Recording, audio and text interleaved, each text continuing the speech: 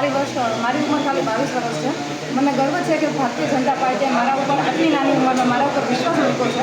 અને વિશ્વાસ હું તૂટવા નહીં દઉં અને આગળ મારાથી જે બનતા હશે બધા જ સફળતાથી હું કરીને બતાવીશ। વોર્ડ નંબર 9ની અંદર અમે બહેનોની નાની ગ્રુપ મિટિંગો કરશું અને પ્રજા સમક્ષ જે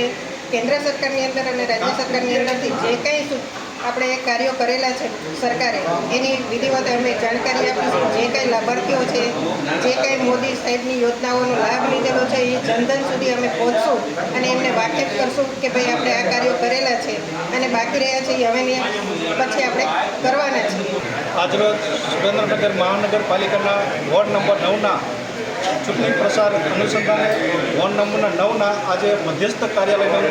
ઉદ્ઘાટન પ્રસંગે અમારા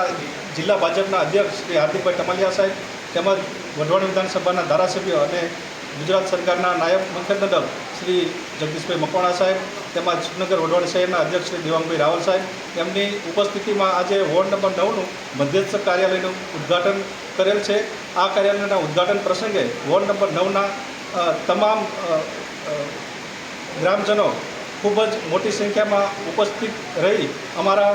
ભારતીય જનતા પાર્ટીનો અને અમારા ઉમેદવારોનો ઉત્સાહ વધારેલ છે અને આવતીકાલથી અમારા પ્રચારના શ્રી ગણેશ કરીશું અને ગુજરાત સરકારે અને કેન્દ્ર સરકારે કરેલા વિકાસના કામોની વાત લઈ અમે જનતા વચ્ચે જઈશું।